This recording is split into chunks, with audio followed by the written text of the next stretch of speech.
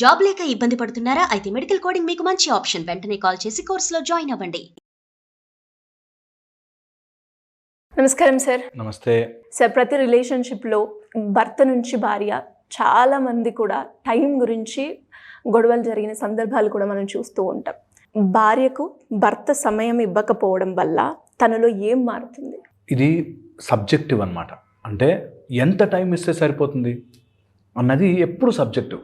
నువ్వు రోజంతా కూర్చుంటే సమయం ఇచ్చినట్ట, 2 గంటలు ఇస్తే సమయం ఇచ్చినట్ట, 3 గంటలు ఇస్తే. సో ఆ డెఫినిషన్ రాక కన్ఫ్యూజ్ అవుతుంటారు చాలామంది. సో వెరీ ఇంపార్టెంట్, నాకు సమయం ఇవ్వాలి అంటే ఏంటి అన్నది క్లారిటీ తెచ్చుకోవాలి ప్రతి అమ్మాయి. ఒకవేళ ఎవరైనా హస్బెండ్ అట్లా సమయం ఇవ్వట్లేదు నాకు అనే ఫీలింగ్ కనుక అమ్మాయికి తెప్పిస్తే that will lead to so many problems. Number 1, ఈ రిలేషన్షిప్లో 2 టీములుగా విడిపోవడం జరుగుతుంది. అంటే నాకు సమయం ఇవ్వట్లేదు, ఇంకా ఏదో ఇంపార్టెంట్ అయ్యింది అనే ఒక పర్వ్యూ వస్తుంది.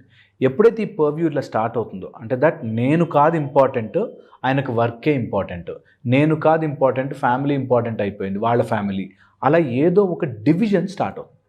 ఎప్పుడైనా వైఫ్ అండ్ హస్బెండ్ మధ్యలో డివిజన్, మీరు నమ్మరు, మ్యారేజ్ అయ్యాక వాళ్ళిద్దరి మధ్యలోంచి కూడా వెళ్ళనివ్వరు ఎవరిని. Okay, that they should not be divided. ఇద్దరు కలిసి ఒకటిగా కట్టేస్తారు.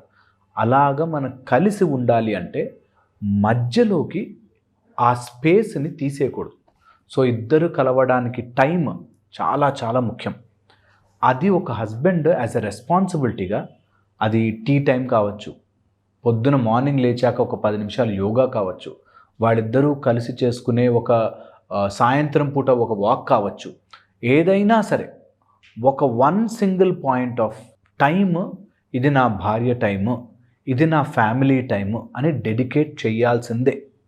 ఎందుకు చెప్తున్నానంటే ఒకవేళ అట్లా టైం డివిజన్ లేకపోతే అదొక హాలోనెస్ ఉండిపోతుంది భార్య మైండ్లో, దట్ నా హస్బెండ్ నాతో టైం స్పెండ్ చేయట్లేదు అని. కొంతవరకు ఫైనాన్షియల్ గొడవలో పడిపోయి, వాళ్ళ పర్సనల్ దాంట్లో పడిపోయి డైవర్ట్ అయిపోయినా కొన్ని రోజుల తర్వాత అయినా అది హాలోనెస్ మిగిలిపోతుంది. అరే నాకు కావాల్సిన టైం ఇవ్వట్లేదు, నేను షేర్ చేసుకునే టైం ఇవ్వట్లేదని. So time is directly proportional to sharing. పొద్దు నుంచి ఏం జరిగింది నీ లైఫ్లో, నువ్వు ఏం చేసావు ఇంట్లో, ఇంట్లోనేగా ఉన్నావని కాకుండా, ఆఫీస్కి వెళ్ళొచ్చావని కాకుండా, ఏం జరిగింది నీ లైఫ్లో, నేను లేని టైంలో నీ లైఫ్లో ఏం జరిగింది నాకు చెప్పు. Only just listen. నువ్వు సమయం ఇవ్వడము అంటే అర్థము వినడం. ఎంత వినగలిగితే, ఒక హస్బెండ్కి ఉండాల్సిన గ్రేట్ క్వాలిటీ వినాలి. నో వితౌట్ ఎనీ జడ్జ్మెంట్ వినాలి. ఎలా వినాలంటే, తన మైండ్లో ఇది చాలా ఇంపార్టెంట్ ఆస్పెక్ట్, నేను దానికి ఇంపార్టెన్స్ ఇవ్వాలి అనే వినడం రావాలి. అదే టైం ఇవ్వడం. అవును, అది ఎంత సిల్లీ విషయమైనా కావచ్చు, ఆఫీస్లో ఫైళ్ళ గురించి గొడవైనా కావచ్చు, లేకపోతే ఎవరైనా కొలీగ్ బిహేవ్ చేసిన సిల్లీ మిస్టేక్ కావచ్చు, ఏదైనా కావచ్చు, without judgement. As far as ఈ కలర్ డ్రెస్ బాగుందా అనే డిస్కషన్ కూడా నా భార్య మైండ్లో అది చాలా గొప్ప విషయం, నేను అది వింటాను అంతే అనేటట్టు ఉండాలి. నా లెవెల్కి ఆలోచించాలి. ఇవన్నీ చీప్ ఆలోచనలు, ఇవన్నీ తక్కువ ఆలోచనలు, వీటి వల్ల ఏమొస్తుంది అనేది ఎప్పుడు ఒక రిలేషన్షిప్లో రాకూడదు.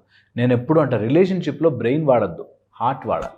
బిజినెస్లో లేకపోతే డబ్బులు అలాంటి విషయాలు ఉంటే నువ్వు బ్రెయిన్ వాడు, హార్ట్ వాడద్దు.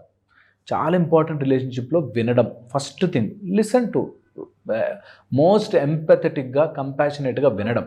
ఓకే. సెకండ్, ఒకవేళ సొల్యూషన్ చెప్పాలి అని అనిపిస్తే, ఓకే, ఇది నా సజెషన్ మాత్రమే అని చెప్పే వాడి దగ్గర ఎక్కువ సమయం కేటాయించినట్టుగా ఉంటుంది. సజెషనే, you should never impose.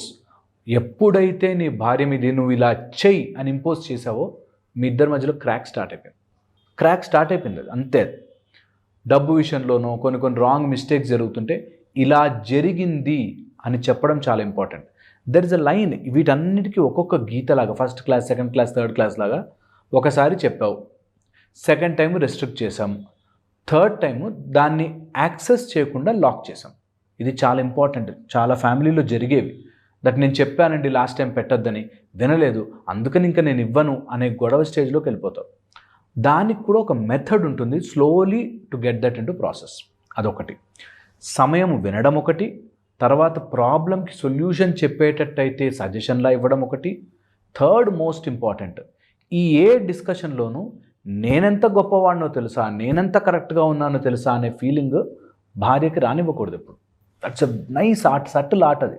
That అబ్బా నేను లేకపోయినా కూడా నువ్వు ఎంత బాగా చూసుకుంటున్నావు ఫ్యామిలీని, నువ్వు ఎంత బాగా నడుపుతున్నావు ఫ్యామిలీని, I'm so proud of you అనే ఒక చిన్న పొగడ్త భార్య నువ్వు 100 రోజులు చెప్పిన మాటలన్నీ విన్నట్టుగా ఫీల్ అవుతుంది. సో అది చాలా చాలా ఇంపార్టెంట్. ఒక భార్యకు ఆ పొజిషన్, రెస్పెక్ట్, దట్ మన ఫ్యామిలీ మొత్తాన్ని, లేకపోతే తను కూడా ఆఫీస్కి వెళ్ళి కష్టపడి రావడం ఈజ్ ఫర్ అస్, మనమిద్దరం ఒక టీం అనే ఫీలింగ్ని ఎప్పుడు అలా లైవ్గా ఉంచాలి. And most important and compulsory important, వండుకుని తినగలిగితే, అంటే వాళ్ళిద్దరూ కూర్చుని కాసేపు టైం స్పెండ్ చేస్తూ తినగలిగితే, ఫుడ్ భార్య వండిందన్నా, వీళ్ళు వంట చేశానా, భర్త చేశానా సరే, ఆ ఫుడ్ దగ్గర చాలా మంచి టైం స్పెండ్ చేయొచ్చు. చాలామందికి తెలియనిది ఇది. It's a very good lesson. ఎవరికైనా సరే హెల్త్ దగ్గర, ఫుడ్ దగ్గర ఇద్దరు కలిసి స్పెండ్ చేస్తే తర్వాత హాస్పిటల్స్లో స్పెండ్ చేయాల్సిన అవసరం లేదు అంటారు. అండ్ ఎప్పుడైనా భార్యతో టైం స్పెండ్ చేసేది ఉంటే keep your phones aside. Full focus, full attention ఒక భర్త భార్యకి ఇవ్వాలి. ఇవ్వకపోతేనే వాళ్ళు ఇదంతా కూడా నీకు స్ట్రైట్ ఫార్వర్డ్గా ఇది బ్యాడ్ అని చెప్పరు. స్ట్రైట్ ఫార్వర్డ్గా వాళ్ళు they will go into some kind of mood స్వింగ్స్లోకి వెళ్ళి ప్రతి దాన్ని ప్రాబ్లంగా చూడడం స్టార్ట్ చేస్తారు. సో అక్కడ వచ్చే చిన్న డిస్టర్బెన్స్, దట్ సమయం ఇవ్వట్లేదు, నా బాధ చెప్పుకునే వాళ్ళు లేరు, నా మాట చెప్పుకునే అర్థం చేసుకునే వాళ్ళు లేరు అని రాగానే frustration, depression, worried, mood disorders, mood swings ఇలా వచ్చి హెల్త్ మీద ఎఫెక్ట్ చూపిస్తుంది. హెల్త్ మీద ఎఫెక్ట్ రాగానే పిల్లల మీద ఎఫెక్ట్ వస్తుంది. పిల్లల మీద ఎఫెక్ట్ రాగానే నీ ఫ్యామిలీ మీద ఎఫెక్ట్ వస్తుంది. హెల్త్ బాగాలేక, పిల్లలు బాగాలేక ఉంటే నీ తల్లిదండ్రులు కూడా బాగా చూసుకోదు. సో తల్లిదండ్రులతో ప్రాబ్లం అవుతుంది. ఎంటైర్ ఫ్యామిలీ స్ట్రక్చర్ డ్యామేజ్ అయిపోతుంది. సో ఇంత సైకిల్ జరుగుతుంది. కేవలం 10 minutes మంచి కూర్చొని నవ్వుతూ హ్యాపీగా మాట్లాడో, 2 జోకులు వేసి హ్యాపీగా ఉంటే అన్నీ సెటిల్ అవుతాయి. ఓకే, ఇన్ని ప్రాబ్లమ్స్ సెటిల్ అవుతాయి. అండ్ ఎప్పుడైనా సరే ఒకవేళ అట్లా గ్యాప్ వచ్చింది అని అనిపిస్తే లీవ్ ఎవ్రీథింగ్ అసైడ్. నాకు ఏది ఇంపార్టెంట్ కాదు, యు ఆర్ ఇంపార్టెంట్ అని చెప్పగలిగితే తనే అంటుంది మీరు వెళ్ళి పని చేసుకొని పోండి. బికాస్ దట్ ఆ space, that I am important to my husband అనే ఒక ఫీలింగ్ ఉంటే ఏ అమ్మాయి అయినా సరే చాలా కోఆపరేటివ్గా, చాలా హెల్ప్ఫుల్గా ఉంటుంది. సో అది కొందరికి ఎక్స్ప్రెస్ చేయలేక నా టైం అని అడుగుతూ ఉంటారు. ఇంకొందరికి వినే నా కంప్లీట్ నేను ఏదైతే అనుకుంటున్నానో అదంతా షేర్ చేసినాక నాకు మీరు అవసరం లేదు కదా, మీ వర్క్ మీరు చేసుకుంటే సరిపోతుంది కదా. ఎస్, అదే సార్ చాలా ఇంపార్టెంట్. అదే ఇలా వచ్చినప్పుడు కొన్ని మెకానికల్గా కంపల్సరీ వాళ్ళ ఫంక్షన్కి వెళ్ళాలి, కంపల్సరీ పిల్లలు స్కూల్కి వెళ్ళాలి, ఇట్లా ఏదో మొనాటనస్గా చేయొద్దు. ఏ పనైనా సరే బలవంతంగా స్కూల్కి వెళ్ళి వచ్చేసాను, నా పని అయిపోయింది, నేను ఇంత మాట్లాడేసాను, అయిపోయింది అని బలవంతంగా ఇంపార్టెంట్ నీ తర్వాతనే ఎవరైనా అని ట్రూత్ఫుల్గా, హార్ట్ఫుల్గా బయటకు వస్తే ఆ ఫీలింగ్ బాగుంటుంది. మీకు కూడా చాలా తెలియని ఆక్సిటోసిన్స్ రిలీజ్ అవుతాయి బాడీలో, ఒక తెలియని హ్యాపీ హార్మోన్స్ రిలీజ్ అవుతాయి బాడీ. సో కంపల్సరీగా from the heart give your time. True sir, మీరు అన్నట్టుగానే ఈ వీడియోలో మొత్తంగా ఒక్క పాయింట్ టేక్ అవే చేసుకోవాలంటే ఇదొకటే, ఖచ్చితంగా నువ్వు నా లైఫ్కి ఎంటర్ అయ్యావు, నీ తర్వాతనే నాకు వేరే వాళ్ళు అన్న ఒక చిన్న అష్యూరిటీయో లేదంటే ఒక మాటనో ఒక సపోర్ట్ని ఇస్తే చాలు. ఆమె మీ దగ్గర నుంచి ఇంకేది ఎక్స్పెక్ట్ చేయదు నాకు తెలిసినంత వరకు. Thank you sir, thank you so much. Suman టీవీలో మీ పర్సనల్ అండ్ బిజినెస్ ప్రమోషన్స్ కోసం కింది నెంబర్కి కాంటాక్ట్ చేయండి.